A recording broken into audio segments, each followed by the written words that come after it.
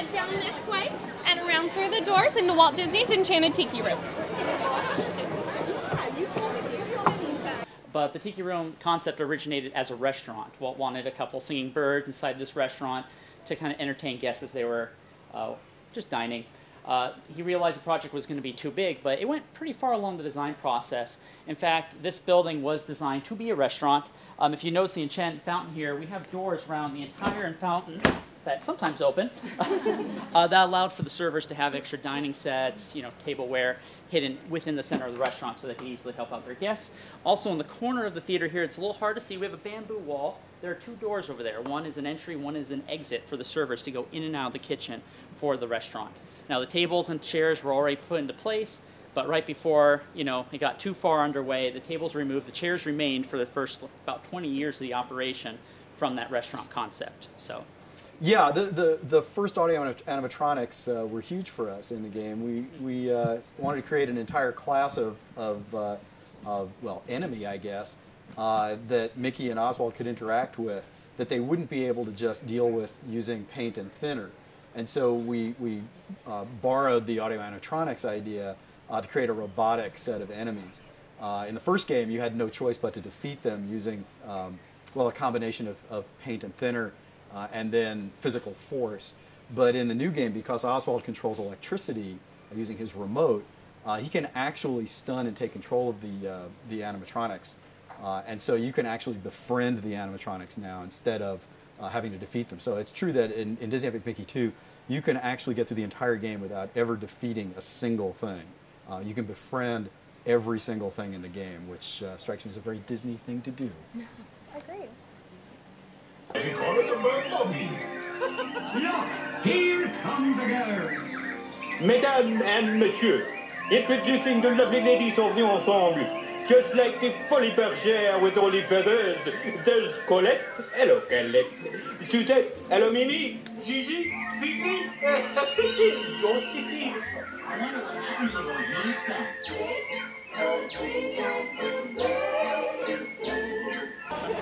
So our next stop here at the Jungle Cruise is one of our opening day attractions, one of the most anticipated attractions on opening day, the world famous Jungle Cruise. You guys all excited? Yeah. You ready to go on a cruise? Yes. All right. Watch your step. I'm ready for a cruise. Just don't step on your watch.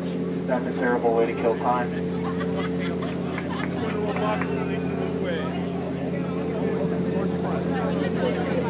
Wave goodbye again. Wasn't that exciting? Alright folks, welcome to the world famous Jungle Cruise. My name is Steven and I'll be your skipper for as far as we get. Please remain seated and keep your hands, arms, feet, and legs inside the boat at all times. And supervise your children if you have any. We are now going through the rainforest where it rains 365 days a year. Oh yeah, don't worry about that jungle water. It's got some deadly bacteria in it. But I've grown immune to it.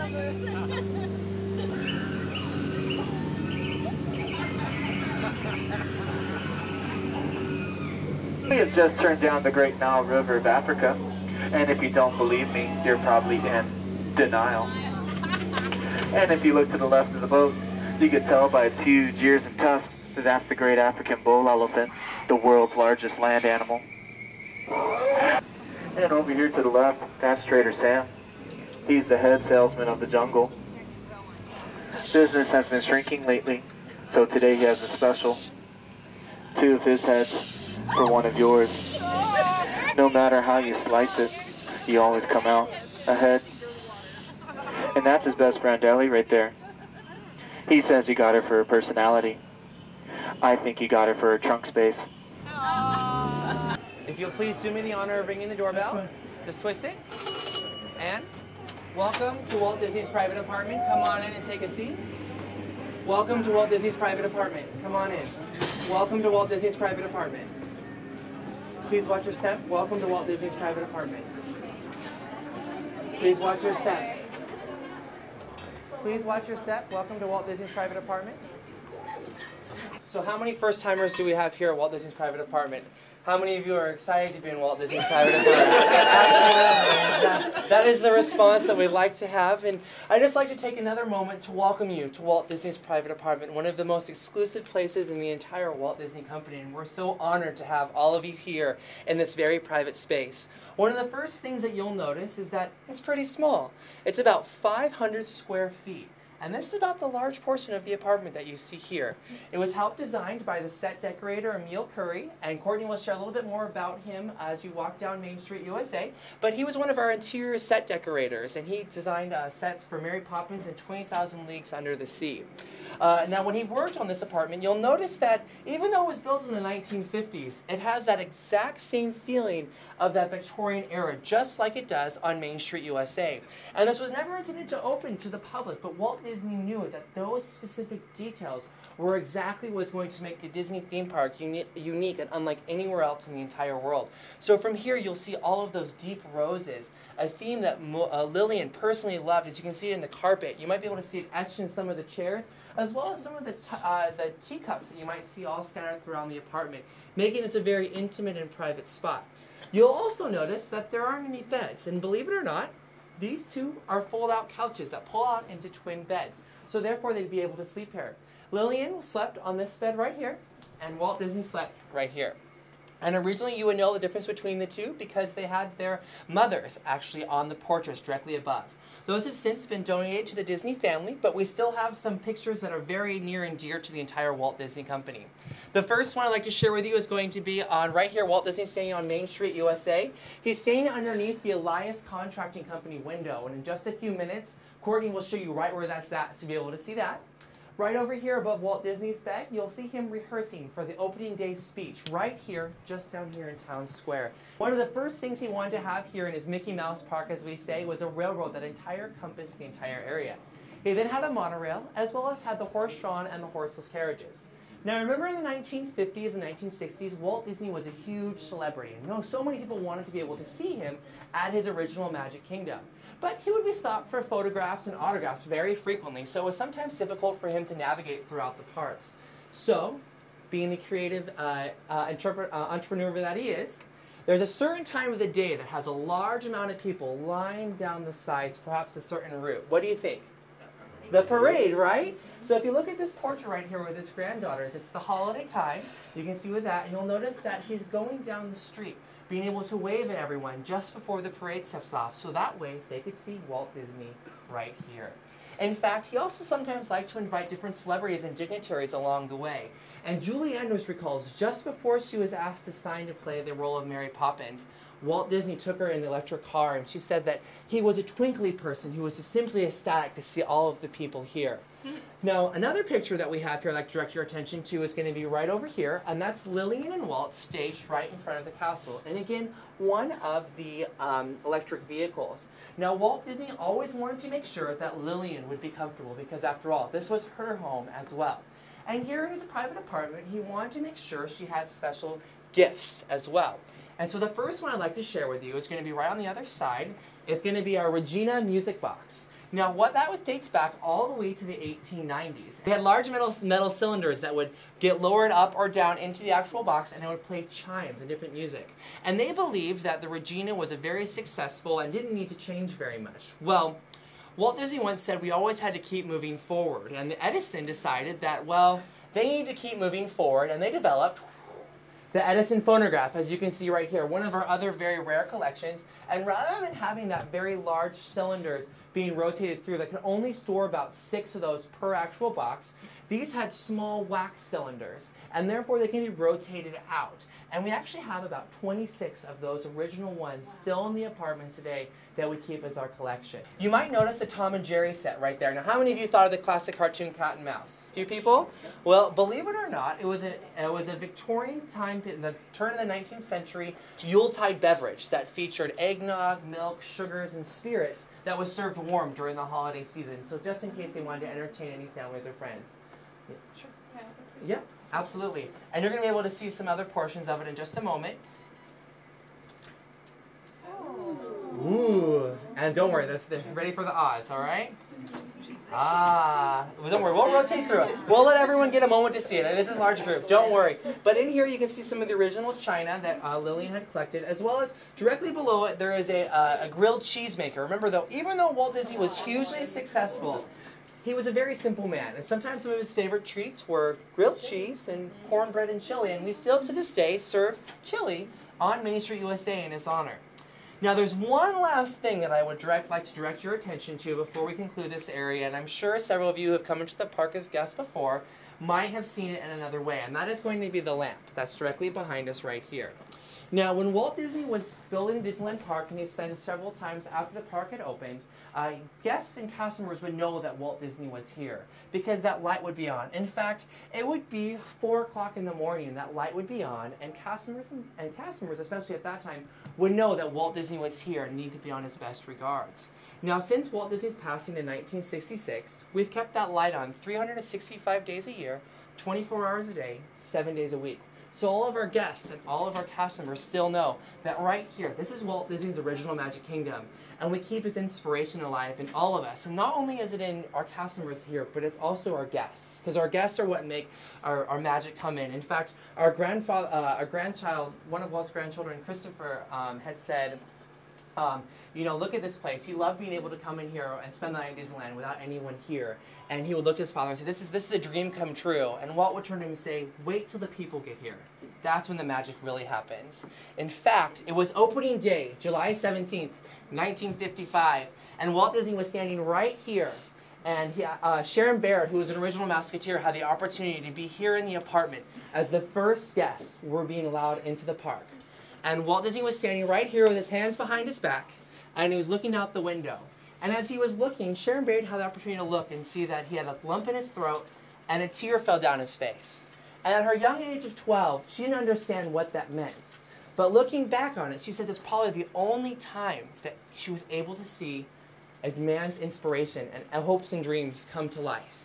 And that's the inspiration that we'd like to leave you with. It's looking out this window and seeing that lamp. That wherever you go, you're going to have your own inspiration for you. So as we leave the apartment here, Amanda and Courtney would like to hand out a Walt lamp pin for you as well to take with you. So that way you can have all of your own inspirations. Thank you all so much for coming to the apartment. We are going to head up Main Street just a tiny ways. I'm going to tell you a little bit of history about our park and about some of our most beloved contributors to the park. So the design of Main Street and the entrance is actually designed after a theater. You notice at the front you have the red bricks and you can't really see what's happening. And then you come through the train station gates and it's the big unveil of the castle, right? So it's the curtains opening up, the red curtains. And what do you see before the movies? You see the credits. Well, our credits are our windows here on Main Street. The windows all represent someone who is near and dear to Walt's heart or who had some kind of really big inspiration with Disneyland and the creating of Disneyland. This is a really important place for the Disney Epic Mickey games as well. Just as Walt wanted to recreate part of his childhood, we wanted to recreate part of his park. Wasteland is a world that no player had ever visited, and so no player really cared about. Why would they want to save it? And so we wanted to create a place that was so familiar that they would instantly feel that sense of like, I need to make this right. And so we recreated at the beginning of Disney Epic Mickey 1 and Disney Epic Mickey 2, recreated the square, the train station, most of Main Street, and the view of the castle, that iconic view. That's one of the first things you see in both games. And it was really important to ground the game in reality. We built things as accurately as we could. We even got elevations that had accurate architectural detail, accurate colors. We built everything as accurately as we could. And then we did what we call wonkifying. We gave it a twist, so it would be familiar but strange, and a little bit melancholy, so players would want to actually make it right again. So as you walk down this street, think about that when you play the game, and I hope you feel like you've been here before. Excuse me, just behind you. Excuse me, thank you. So here above me, we actually have 3 very important windows dedicated to ABC. When Walt was trying to find funding for the park, Roy, his older brother, went to ABC He knew that ABC was looking for a hit television series from Walt, and Walt was looking for funding. So it worked out pretty well. If you think about Walt Disney's contribution to culture and entertainment in the 20th century, he was at the forefront of absolutely everything. First sound cartoon that made any kind of significant splash. First color cartoon. First feature film, animated feature film. First stereo sound. First Hollywood studio to be involved with television. Instead of seeing television as a threat, he saw television as a potential ally, and he was first there as well. And at the Tiki Room earlier, we saw the first robotics anyone ever interacted with in real life. So in every way, he was just the first. We have Robert and Richard Sherman's window, the Sherman brothers, who were our amazing songwriters. They wrote, basically, you think of it this way, if the song gets stuck in your head, it was the Sherman brothers. When I was auditioning composers to create the sound of Disney Epic Mickey, the test consisted of two things. Give me a Mickey's theme that we can play whenever Mickey appears, and give me It's a Small World Inside Out, whatever that means to you. So we used the Sherman Brothers tune as kind of our test. And I auditioned about a dozen composers and was ready to make a decision on one when at the last minute a CD crossed my desk from a guy named Jim Dooley, who won an Academy Award for his music for Pushing Daisies. Stunning composer, he's really wonderful. And I said, it's too late, I don't have time for this, and we've got to make a decision and go. But several people said, no, listen to this one, you've got to listen to this. I listened to it, we called him up, gave him the test. 24 hours later, we got back his version of Small World Inside Out and his version of a Mickey's theme. In fact, his version of Mickey's theme, his audition tape, I guess, is what you hear over our closing credits in the game now. It was so wonderful. And he now and a lyricist named Mike Himmelstein actually composed all of the songs for Disney Epic Mickey 2.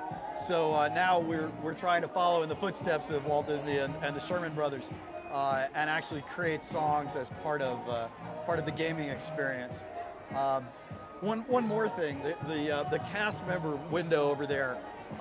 Walt said that the magic really happens when the public shows up. That's nowhere more true than for us when we're making a game. Until players actually show up in our world, in our wasteland, nothing happens. The story doesn't take place. Nothing happens at all. And so for us, you're all our cast members. All of the players are our cast members, and without you, we've got nothing. So hope you enjoy the game and make your own story, make your own magic as you play. That's what Junction Point's all about. That's what Disney Epic Mickey is all about. Beware of the consequences. Beware of the consequences of your choices. That's exactly right. You get to define what it means to be a hero in this world. So the story of how and why Walt built Disneyland reflects exactly one of the major goals for the Disney Epic Mickey games. Most games are designed for a specific target audience. Everybody talks about demographics and tween girls and teen boys and frat boys and all that stuff. And after talking to people at the Disney Studios and at Pixar, we were all inspired to make what people at Disney often describe as entertainment for everyone. We wanted to make a game that kids and adults could enjoy equally and in their own way. And with Disney Epic Mickey 2, we've taken one step further.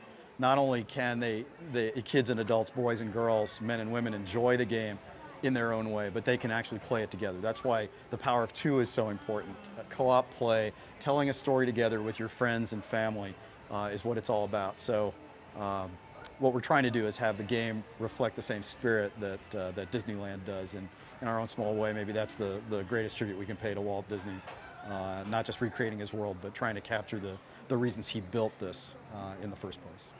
There's a girl here with an Hortensia costume. Oh my God! Somebody get a camera!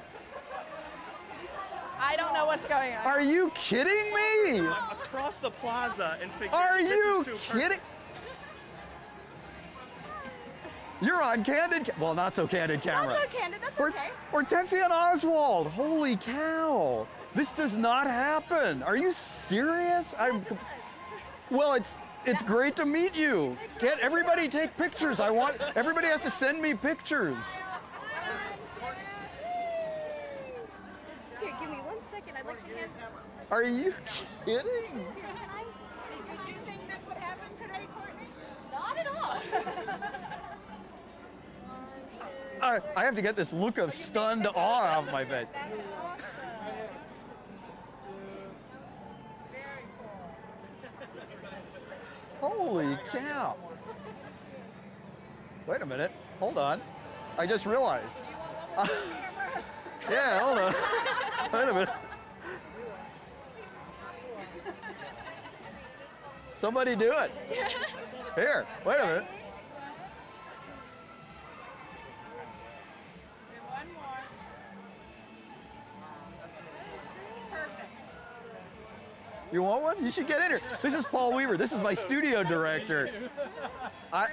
He's the guy who actually has to make these things.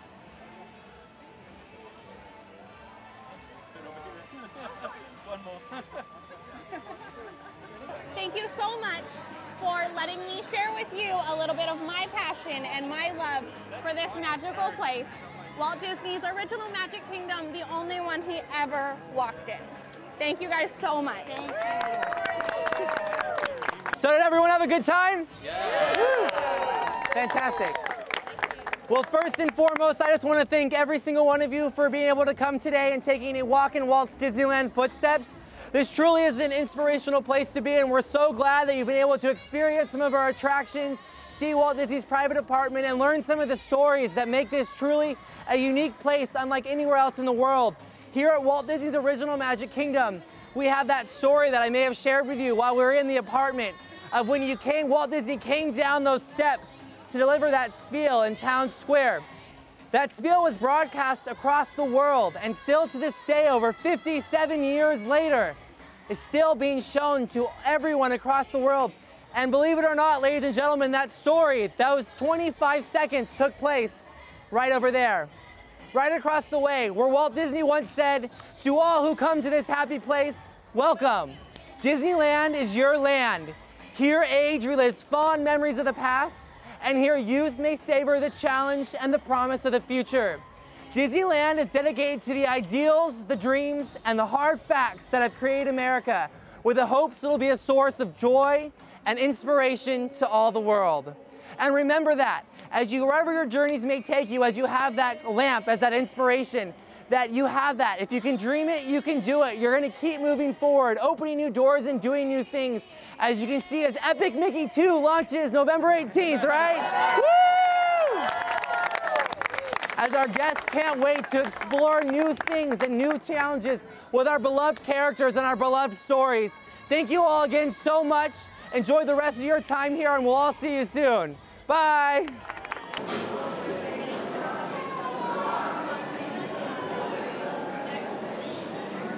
So I just want to thank everybody for coming today and for helping to make this such an amazing day for me. I hope for all of you as well. We got to walk in Walt's footsteps today. We got really cool pins. We're eating at Club 33. I hope you all realize how special this is. And we have a really special treat. This is, okay, we're going to hear a little bit about the park and about this place from one of my favorite people at Disney. This is Stacia Martin right here, amazing Disney sketch artist, and a woman who I have never once stumped on any aspect of Disney history, he said, putting her right on the spot. And hello, everybody. I am delighted to be here too and to share a little bit of this history that we hold so dear throughout the Walt Disney Company, the history of our films, of our characters, and of course, of our park. I know that much like playing the Epic Mickey game, once you get on a path, you never want to leave it. So I'm going to try and give you maybe some little guideposts to show you some different paths you can take, not only with the icons in the game, but as you explore Disneyland on subsequent trips. So Frontierland was a huge part of early Disneyland's days. Here's the attraction poster again from the 50s showing that graphic styling that's so simple and clean. of the mid-century time. But you can see some of the attractions. They had mule trains and covered wagons, and especially I know that figuring into the game is an attraction which is no longer there. It's now occupied, the space is now occupied by the Big Thunder Mountain Railroad, but the attraction was called Nature's Wonderland. And as part of that, you had a beautiful trip through Rainbow Caverns. So I want to spend a little bit of time on that because you can't see it anywhere except for, of course, in Epic Mickey 2, which you can kind of see about later. 2 is the very important number here, isn't it? Because it's called the power of 2. The very first large interplay of the number 2 in Disney history was from the very first Disney power pair. And who was that? Anybody? Walt and Roy, that's right, his brother. The power of 2, they made everything happen. And then once Walt had his first wildly successful character, everything took off. That's the power of 2, Walt and Mickey. Mickey, yes, which is why the partner statue is at the center of Disneyland's plaza, right at the heart of Disneyland. But there's now another power couple here with the power of 2. And so, guarded by the Leo Kwan statue, I wanted to send a couple of you home with a little souvenir of the newest power pair in Disney history, representing the power of 2. There you go. And there you go. And if you show everybody who you got, Mickey and Oswald.